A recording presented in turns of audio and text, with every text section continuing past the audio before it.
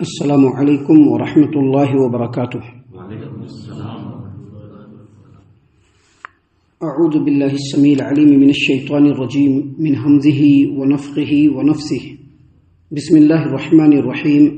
امن خلق السماوات والارض وانزل لكم من السماء ماء فانبتنا به حدائق ذات بہجہ ما كان لكم ان تنبتوا شجرها أإله مع الله بل هم قوم يعدلون۔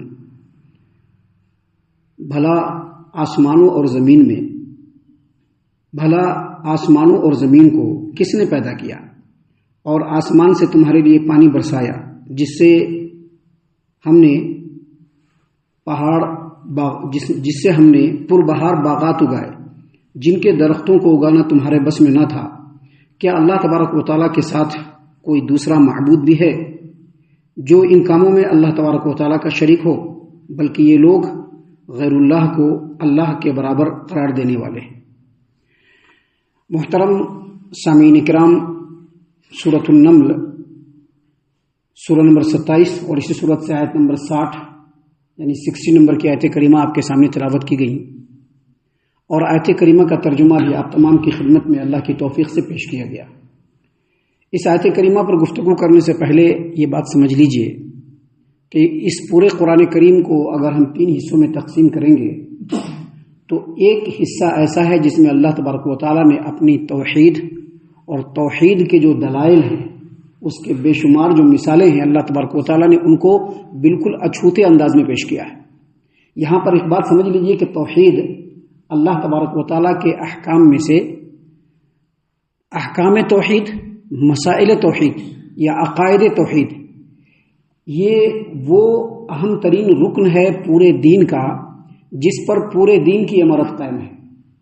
اگر توحید کو ہم جانتے ہیں، توحید کے مطابق ہمارا ایمان ہے، توحید کے تقاضے کے مطابق ہم اپنے اعمال کو انجام دیتے ہیں، تو سمجھ لیجئے کہ ہمارے سارے کے سارے اعمال اللہ تبارک و تعالیٰ کی بارگاہ میں قابل قبول ہوں گے۔ لیکن اگر ہمارے اندر توحید نہیں ہے یا توحید کے مسائل کو ہم جانتے نہیں ہیں یا جاننے کی کوشش نہیں کر رہے ہیں تو ہماری زندگی انسان کے بجائے ایک جانور کی طرح سے ہے، کیونکہ اس پورے کائنات کو، اس روئے زمین کو، اس پر بسنے والی تمام مخلوقات کو اور ہم لوگوں کو اللہ تبارک و تعالیٰ نے پیدا فرمایا۔ ہم لوگوں کے زندگی کی ایک ایک سانس اللہ تبارک و تعالیٰ کے اختیار میں ہے۔ ہم لوگوں کی زندگی میں جتنی بھی نعمتیں ہیں سب اللہ تبارک و تعالیٰ کی طرف سے دی ہوئی ہے۔ ہم یہاں پر اللہ تبارک و تعالیٰ کے غلام ہیں، لہذا ہمارا ہر قدم، ہمارا ہر اسٹیپ، ہماری ہر ایکٹیویٹی، حتیٰ کہ ہمارا ایمان، ہماری عبادت سب اللہ تبارک و تعالیٰ کے مرضی کے مطابق ہونا چاہیے۔ اور جب یہ چیز ہمارے اندر ہوگا تو ہم توحید کو ماننے والے، توحید کو جاننے والے، توحید کو سمجھنے والے ہوں گے۔ یہ جو آیت کریمہ ابھی ہم نے آپ کے سامنے پیش کیا ہے، جس کا ترجمہ ہم نے آپ کے سامنے پیش کیا اللہ کی توفیق سے، یہ آیت کریمہ اور اس کے بعد 3-4 آیات آگے جو آ رہے ہیں، ان آیتوں میں اللہ تبارک و تعالیٰ نے توحید کے ایسے دلائل پیش فرمائے ہیں جن دلائل کو مسلمان تو چھوڑ دیجئے، مشرکین مکہ بھی ان میں سے اکثر دلائل کا اعتراف کرتے تھے۔ اللہ نے دیکھیے کیا فرمایا۔ اللہ نے فرمایا امن خلق السماوات والارض، بھلا آسمانوں اور زمین کو کس نے پیدا کیا؟ بھلا آسمانوں اور زمین کو کس نے پیدا کیا؟ تو مشرکین مکہ بھی اس بات کا اعتراف کرتے تھے کہ آسمانوں کا پیدا کرنے والا اور خالق کون ہے؟ اللہ تبارک و تعالیٰ ہے۔ یہ زمین پیدا کرنے والا کون ہے؟ اللہ تبارک و تعالیٰ ہے۔ اللہ تبارک و تعالیٰ نے آگے مزید فرمایا وَأَنزَلَ مِنَ السَّمَاءِ مَاءً فَأَنبَتْنَا بِهِ حَدَائِقَ ذَاتَ بَهْجَةٍ، اور آسمان سے بارش برسا۔ یہاں پر اللہ نے کیا فرمایا؟ وَأَنزَلَ مِنَ السَّمَاءِ مَاءً، اور کون ہے جو آسمان سے بارش برسایا؟ پھر اس کے بعد فرمایا فَأَنبَتْنَا بِهِ حَدَائِقَ ذَاتَ بَهْجَةٍ، جس بارش کے برسنے سے پربہار باغات اور کھیتیاں اور بہت ساری چیزیں پیدا ہوئی۔ مطلب کیا ہے؟ مطلب یہ ہے کہ آسمان سے بارش برستا ہے۔ جب آسمان سے بارش برستا ہے تو کیا ہوتا ہے؟ زمین اس پانی کو، بارش کے پانی کو جذب کر لیتا ہے، اپنے اندر سمیٹ لیتا ہے، سمو لیتا ہے، اور پھر زمین کے اندر جو قوت رویدگی ہوتی ہے، اس کے اندر جو اپجنے کی جو طاقت ہوتی ہے، وہ کام کرنا شروع کر دیتی ہے، اور اس کے بعد بے شمار باغات ہوتے ہیں، پھل پھول ہوتے ہیں، غلے ہوتے ہیں، فصلیں ہوتی ہیں، اناجیں ہوتی ہیں، اور یہ تمام کے تمام کیا ہوتے ہیں؟ یہ تمام کے تمام اللہ تبارک و تعالیٰ کی تمام مخلوقات کے لیے رزق کا سبب بن جاتے ہیں۔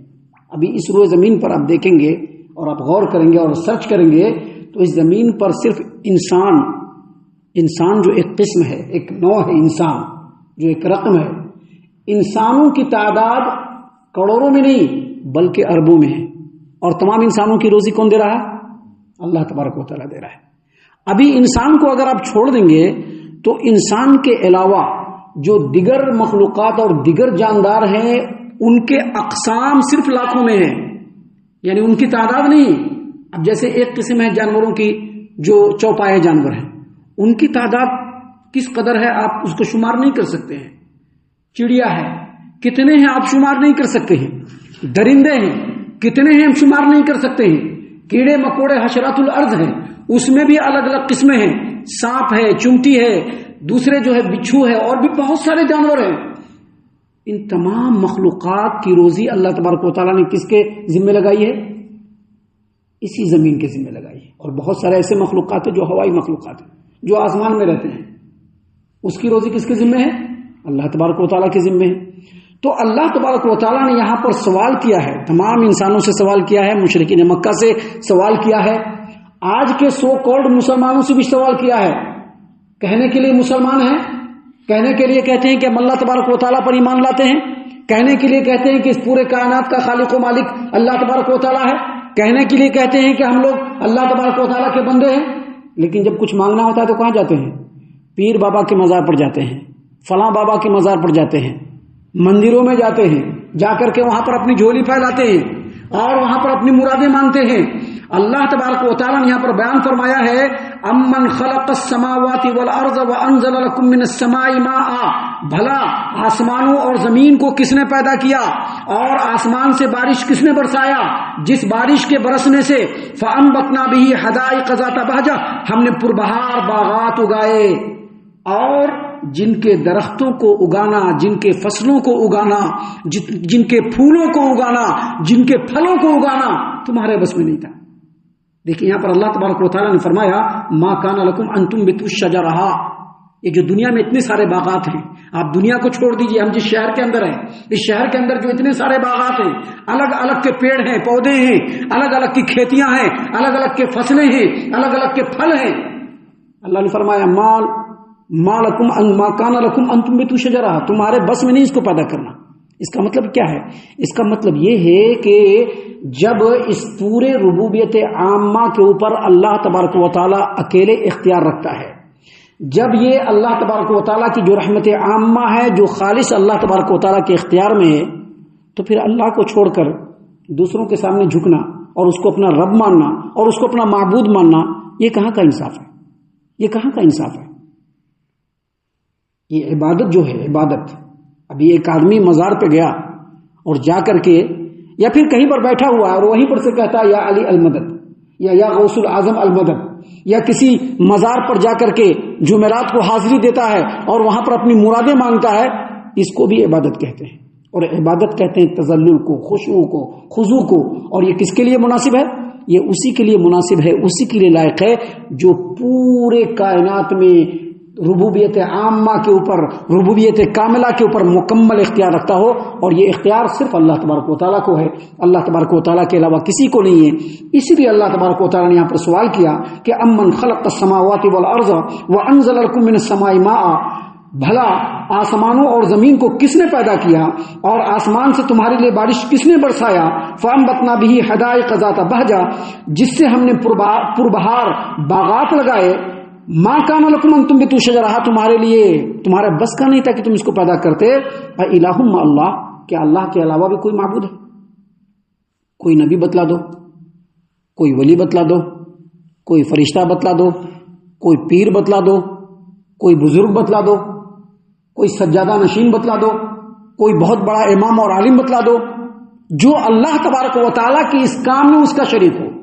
آسمان کس کا ہے؟ اللہ تبارک و تعالیٰ کا ہے، اس میں کوئی اس کا شریک نہیں۔ زمین کس کی ہے؟ اللہ تبارک و تعالیٰ کی، اس میں کوئی اس کا شریک نہیں ہے۔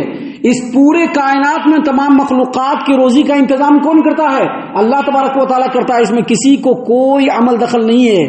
اس لیے اللہ تبارک و تعالیٰ نے پہلے پوچھا الہ مع اللہ، کیا ان کاموں میں اللہ تبارک و تعالیٰ کے ساتھ کوئی شریک ہے؟ اور پھر اللہ نے خود جواب دیتے ہوئے کہا بل ہم قوم یعدلون، لیکن تم لوگ ایسے لوگ ہو جو اللہ تبارک و تعالیٰ کے ساتھ غیر اللہ کو بھی شریک ٹھہراتے ہو۔ بعض اہل علم نے کہا کہ یعدلون کا جو لفظ ہے یہ عدل سے مشتق ہے، اور عدل کا مطلب مختلف ہے۔ عدل کا مطلب انصاف بھی ہے، عدل کا مطلب برابر بھی ہے، اور عدل جو ہے وہ اپوزٹ ورڈ بھی ہے، یعنی عدل کا ایک معنی انصاف بھی ہے اور ایک معنی ناانصافی بھی ہے۔ اسی لیے اللہ تبارک و تعالیٰ نے یہاں پر جو یہ فرمایا بل ہم قوم یعدلون، اس کا دو مطلب ہے۔ ایک مطلب یہ ہے کہ جب تمام کے تمام ربوبیت عامہ اور ربوبیت کاملہ، اس پورے کائنات کا انتظام و انصرام اللہ تبارک و تعالیٰ کے قبضہ قدرت میں ہے، تو اللہ کو چھوڑ کر غیر اللہ کو معبود بنانا یہ بہت بڑی ناانصافی ہے، اور تم لوگ یہی کام کر رہے ہو۔ اور اس کا دوسرا مطلب یہ ہے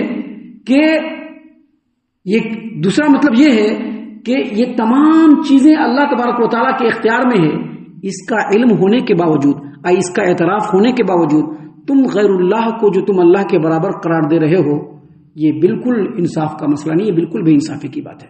تو بہرحال اللہ تبارک و تعالیٰ نے اس آیت کریمہ میں یہ بتلایا ہے کہ یہ پوری کائنات، یہ زمین، یہ آسمان اور اس کے اندر جتنی بھی مخلوقات ہیں، ان کی روزی روٹی کا انتظام اللہ کے ذمہ ہے۔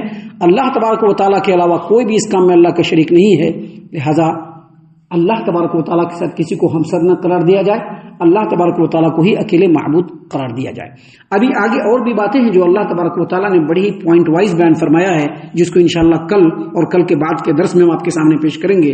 ہم اللہ سے دعا کرتے ہیں کہ اللہ تعالیٰ ہم تمام کو ان تمام باتوں کے اوپر خوب غور و فکر اور تدبر کرنے کے ساتھ ساتھ ان باتوں پر عمل کرنے کی بھی توفیق عنایت فرمائے، آمین۔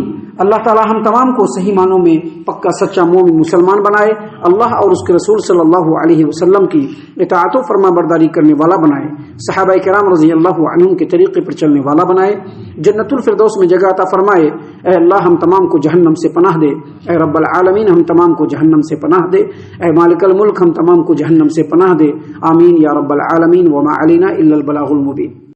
تبارك الذي نزل الفرقان على عبده ليكون للعالمين نذيرا